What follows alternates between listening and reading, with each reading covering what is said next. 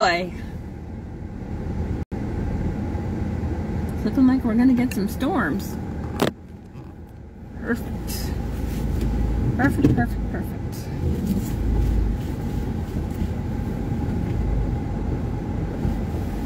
Alright, Macomb, I hope you were having a good day today. I hope you stayed cool.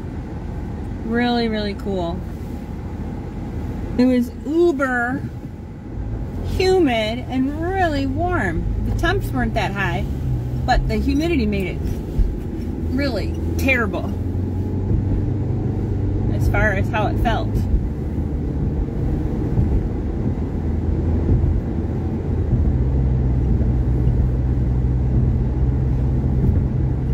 So now I'm on a mission. I am dropping off canned goods, not canned goods, but like canned peaches that my daughter did. I'm going to be dropping those off to her at her place. And she's so cute. She told me that, well, she didn't tell me, but she went on a storm chasing trip this summer. And she went by herself, but she met up with a team, like a tour, and had a really, really good time chasing storms and getting to know people. There's a guy in the road, and what does that guy want to do? He has a long post. There we go. Okay. Looks like a surveyor. Or a wire lifter. Okay.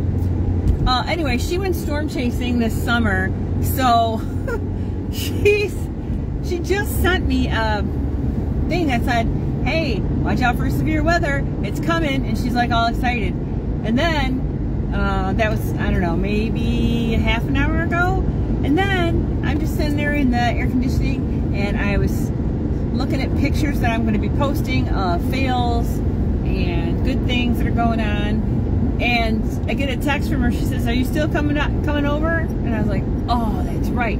So I get to go through the severe weather, possible severe weather, for her to deliver her canned peaches.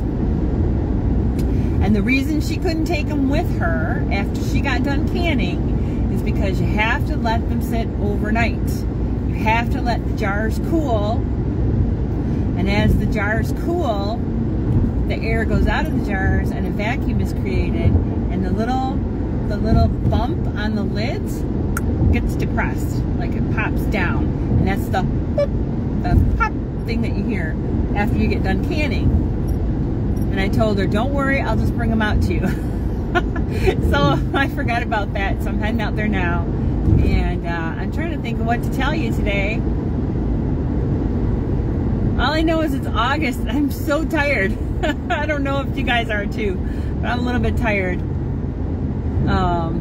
But during my regular work, I was watching some YouTube videos, and M.I. Gardner said, hey, it's not too late to plant, like, what did he say? He said cucumbers and summer squash, so zucchinis and yellow squash. He says because the squash bugs and the cucumber beetles, they wouldn't be active.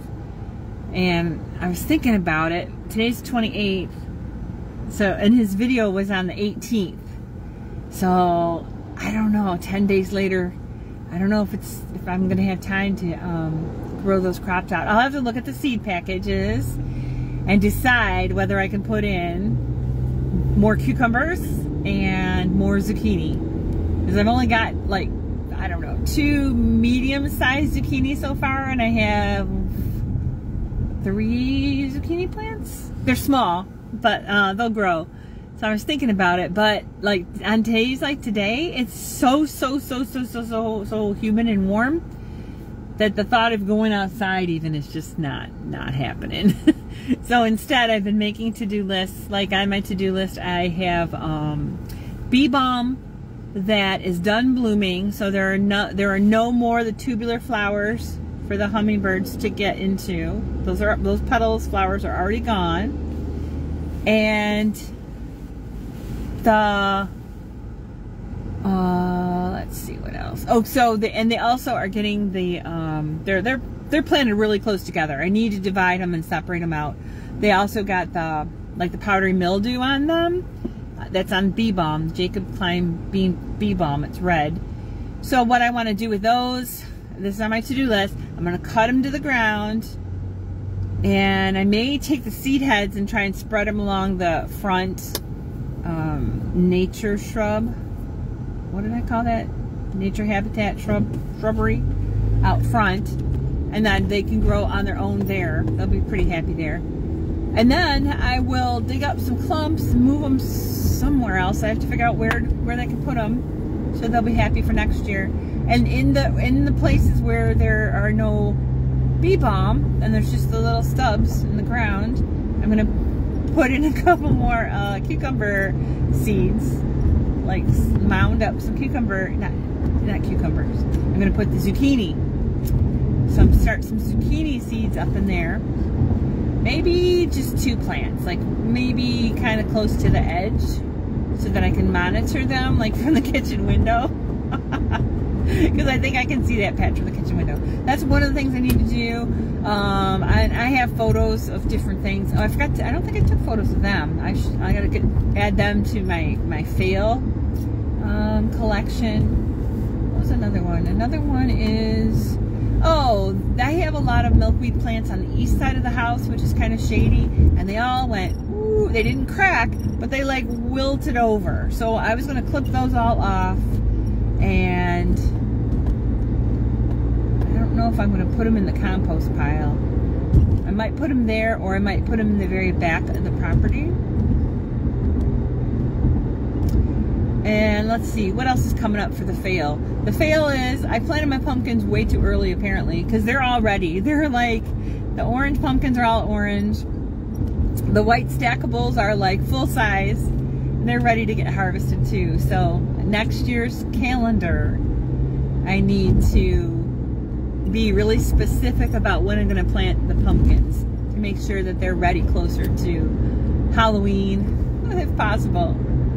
Or even, no, Halloween would do it, because then that would give us time for Thanksgiving as well, if we were going to make pies or anything like that.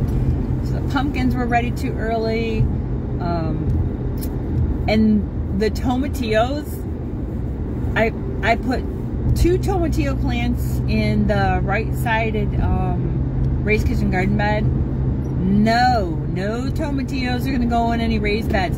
The same with the ground cherry. The ground cherry I put in 2 plants because they're just little. They were just little tiny little babies. They were just, well, they were like this big, but they weren't huge. So I put in 2 ground cherry plants in the left side kitchen garden bed, and they took over too. So next year, no tomatillos and no ground cherries in the raised kitchen garden bed. No. That's a no. The other part is I put in ground cherries, 1 ground cherry, and 3 tomatillo plants within the outside bed of Josh's arches, which was only 2 foot by 8 foot. Each one of those 3 beds is only 2 foot by 8 foot, and I had encircled them, or like tried to protect them with chicken wire, so the seedlings had a chance against the chickens, which was fine. But now they have exploded too. They're just like, ugh, they're like spilling out over, and they're like bending the chicken wire down, and they're, you know, the tomatillos especially. So I already ripped out the ground cherry out front, and I'm probably going to rip out the ground cherry in the back. And I may be planting,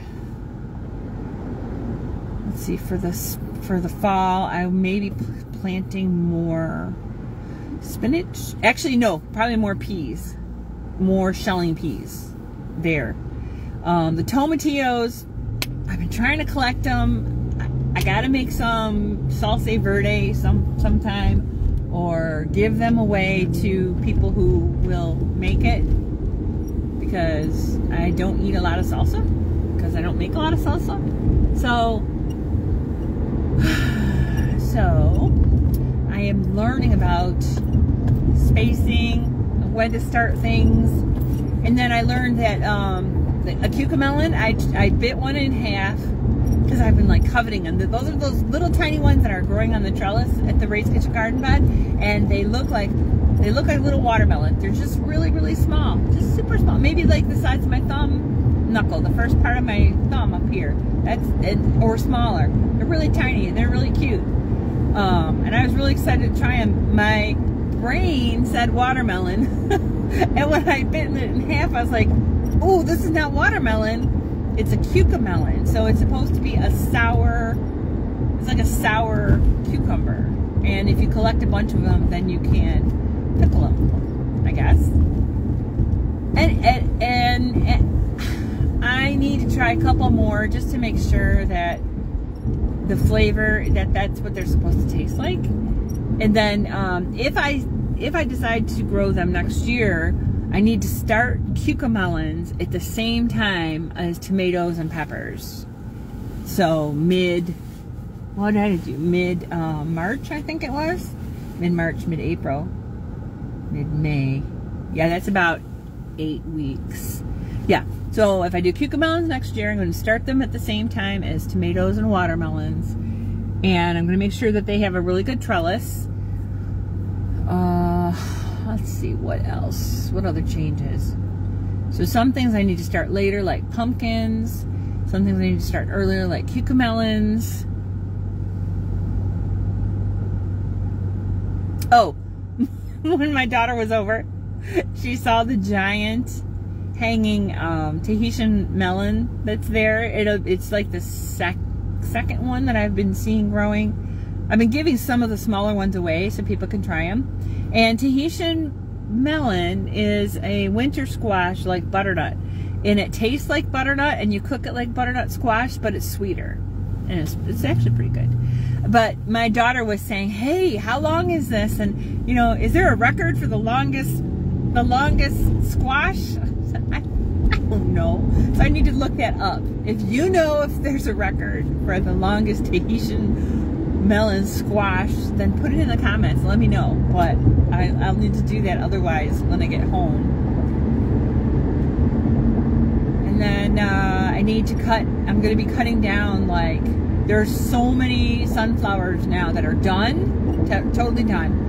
So I need to cut those down, and I'm going to cut them instead of pulling them out of the ground, because even the little ones I was just pulling out of the ground. Instead of doing that, I'm just going to cut them right at the ground level, the stems. And I'll probably have to use loppers and cut them right down to the stems, and I probably will just lay them in the garden to break down and decompose. I thought about maybe doing like a I can never say the word. It's where you bury a bunch of logs and different things like that in the center of the bed, and then you mound the dirt all up on top, and it starts with an H and there's a K in it, and I can't think of the word right now, and I can't pronounce it, even if I saw the word. But I may do that in the front bed. So I'd have to probably rake away the wood chips and then maybe make a trench. I'm trying to think this through a little bit, and then put the stalks. I can take all the leaves off and put all the sunflower stalks in the middles. So when they decompose, it provides some nutrients to the soil, and it provides water and things like that too. And then the plants will do better, especially like during the really dry seasons. Sunflowers about done. Corn, there's the patch right over by the chickens. It was just a 333, so it's nine corn plants I put in, and those were the ones I started with cardboard egg cartons, and those are actually ready to pick. I checked them today. And for corn, if you're not sure when to pick them, when they're in the ear, the corn itself is going to be like, as it's growing, it's really pointed. Oh, there's lightning. It's really pointed. So if you go to the tassels, first look at the tassels. If they're like all brown and you touch them and they're really dry and they're brown, they might be ready to pick. If they're still white, or they're just kind of pink, or they're just starting to turn brown, they're not ready. But if you see the brown husk and it feels dry, like a loofah sponge maybe. It's hard to describe it. Like steel wool, I guess. That kind of dry. Then you feel the tips. You feel the very tip right by where the silk is. The silk is up in here. So you feel this tip. If the tip is really pointy still, like this, when you feel it, it's coming to a point, it's not quite ready. If the tip, when you feel it, when you feel the tip, if it's more rounded, it's ready. And pick it. And then what I do is I just grasp it, and I just jerk down real quick and pull it off the stalk. And then, because if you wait too long, corn is not something you can really wait on. When it's ready, you've got to pick it. You have to pick the corn on the cob when it's ready.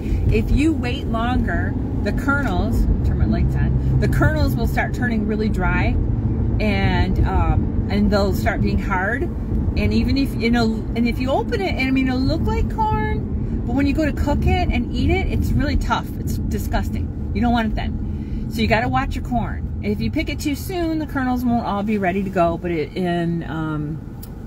won't taste very good. But like I said, you're looking for brown silk. You're looking for the rounded feel of the tip of the corn on the cob.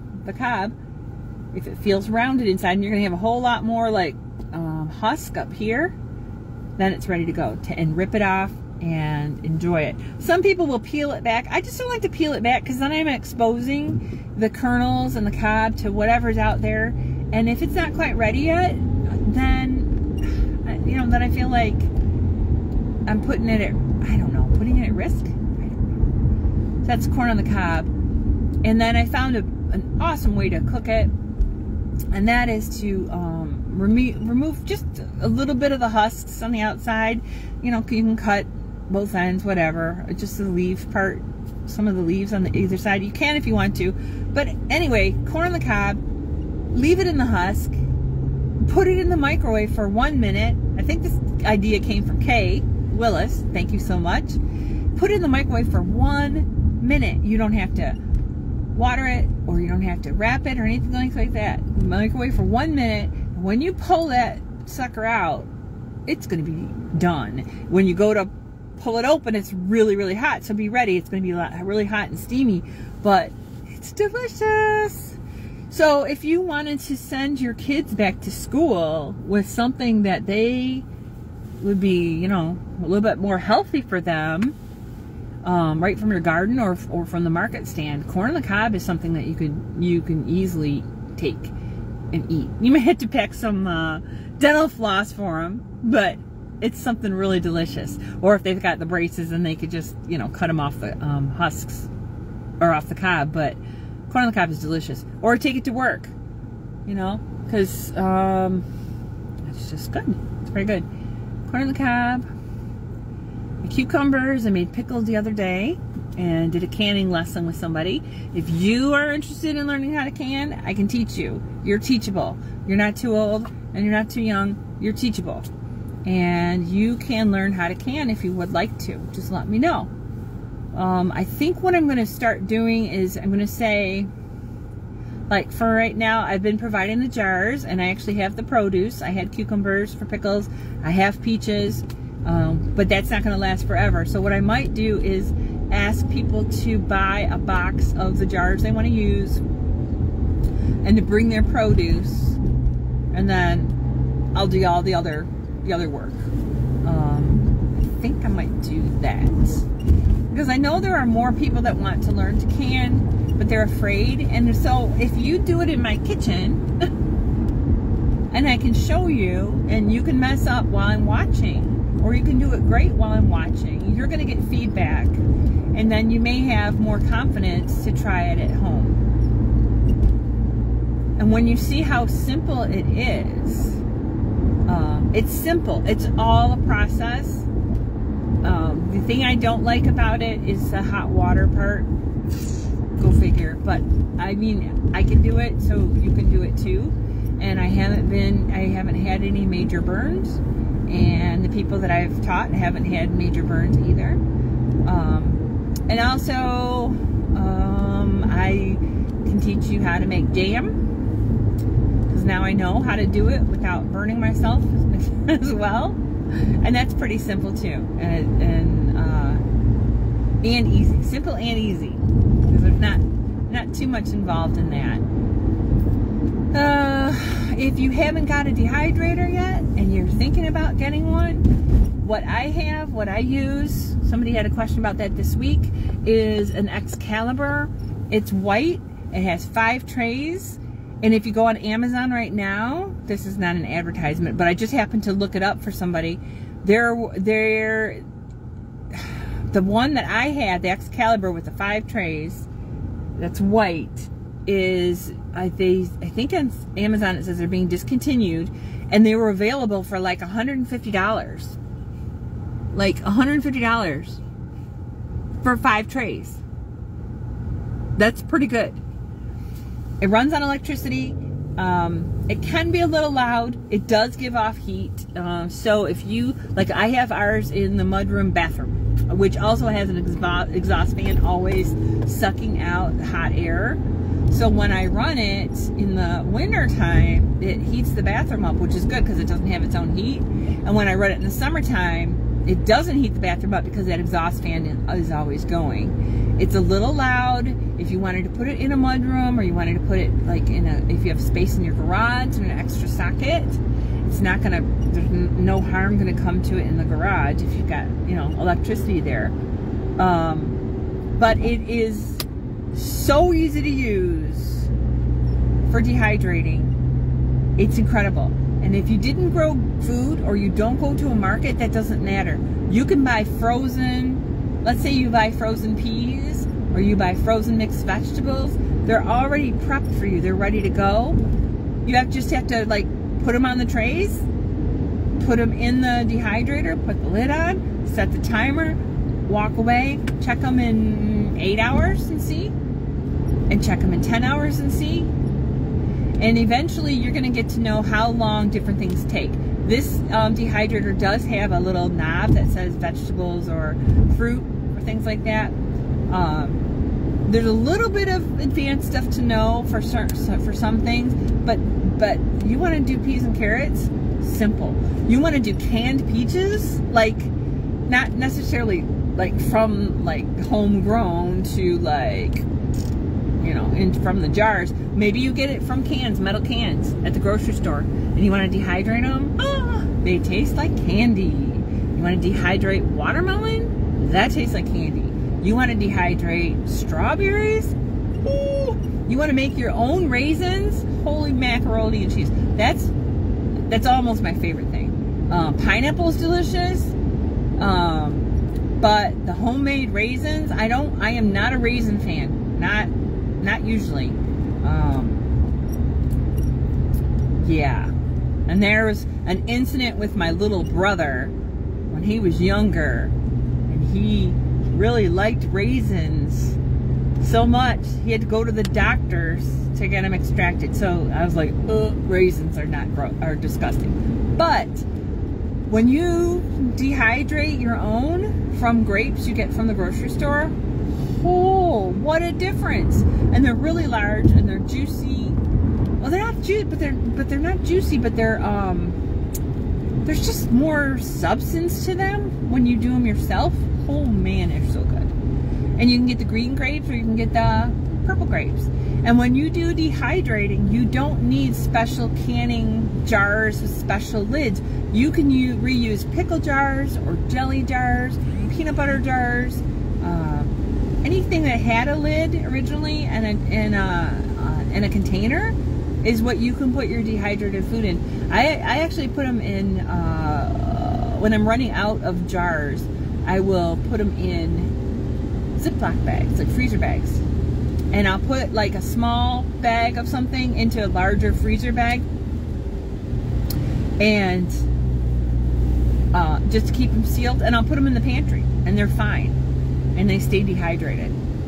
They're delicious. But no, my very favorite thing to dehydrate is cherries. Oh, and yes, cherries come with pits, but guess what? You can get a cherry pitter, like a manual contraption from Amazon for, I think we got ours for like 20 bucks, I think. And it was a game changer. It is a game changer. Checking this see if I have to turn here. Yes. There's a hopper that you put like a handful in the hopper, and then there's just a plunger. You just go ka-chunk, and then like the cherry slides down from the hopper into the spot, and you hit the plunger, and there goes the pit, and then the other part goes the cherry, and then another one rolls down, and you can pit cherries until the cows come home. It's amazing. Or if you don't have cows, until the kids come home. I mean, you can get so many cherries pitted. You can get the pits out of so many cherries. It's worth it. Definitely worth it. If maybe you don't want to dehydrate, that's fine. Maybe you want to make cherry jam, you want to make cherry pie, you name it. But when our Michigan cherries come in, oh, you need to have them. They're delicious. So for dehydrating, what else? I've dehydrated carrots. You know how you always, like around Thanksgiving, you have like this bag maybe of celery, and maybe you don't, but at my house, we'd usually have like a bag of celery, we'd have a bag of carrots just kind of sitting around because maybe we overbought. A lot of times we would host, but maybe we overbought on the vegetables, and so that bag's just like been sitting there in the back of the fridge. Well, eventually it's gonna go bad, even if it's refrigerated. So instead of letting it go bad, I just cut them up into coins, put them on the dehydrator. Do I blanch them? I think I blanch them. I do blanch them. Blanching will just break down the starches just real quick. You're not cooking them. You're just breaking down the starches that change colors on them. So when they are stored, they're still orange, or they're still whatever the original fruit or vegetable was. So I just put them in coins, fill up trays, throw them in the dehydrator, and away you go. You can dehydrate onions. Maybe you got a sale on onions. Basically, anything you get a sale on, you can dehydrate. And it's really cool to have this stuff on hand in the dry form, in case you need it later. So, I think that's about all I got to say about that. Oh yeah, you can do the same with the celery. If you don't want to slice them up yourself manually, they have these things called mandolins, not the playing the music mandolin, play on the lake with the mandolin, not like that.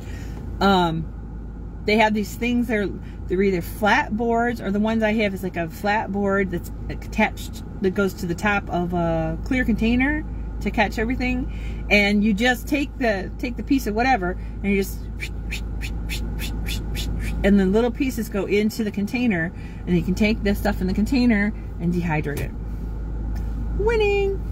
The caution for the mandolin is that do not make your pieces like really, really tiny, because then you're going to end up cutting your fingers. Don't do that. And you may not want to have the kids do that unless they have a special, they actually make metal gloves for when you're doing the mandolin and you're cutting your pieces up so that you don't cut your fingers. All right, well, I'm here. I'm going to make my delivery, and I don't think I'm going to make it back before the storms, but we'll see. So, this is Tammy Lowe, the Lazy Northern Gardener. I am signing off, working today. Here's a little kid. Hi, little kid. Saying, I love you. Learn and grow, and learn and grow some more. You matter. You have a purpose. All of your skill sets are totally unique from anyone else.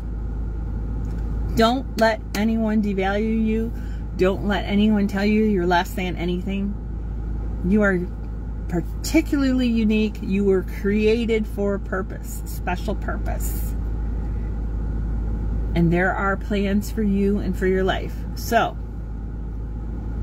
I'm not sure where that came from, but I just want to let you know, I love you. God loves you more. And I'll talk to you later.